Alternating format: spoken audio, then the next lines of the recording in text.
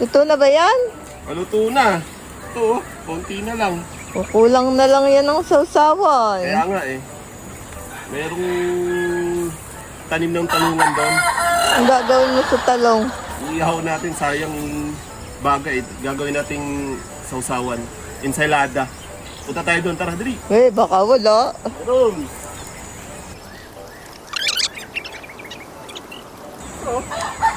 Yun oh. Madami-dami din yan oh. Pwede na to. Ilan? Talong ng kapitbahay. Madaming bunga ah. Naku, hindi marunong pumutol. Oh, ilan? Dalawa lang. Oh, okay na yan. Ayun, tatlo. Nagpaalam ka ba sa may-ari? Wala nga may ari eh. Pinisan mo, baka dumating na.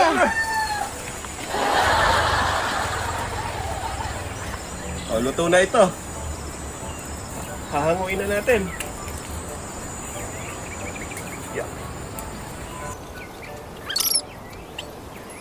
Luto na dahil marami pang baga. Yung talong na kinarvest natin, lagyan natin dyan. Yun oh. Fresh from the puno. Yes. Walang hugas-hugas yan. Naman, pasintayin natin, gawin natin ensalada mga kasyo. Bye-bye!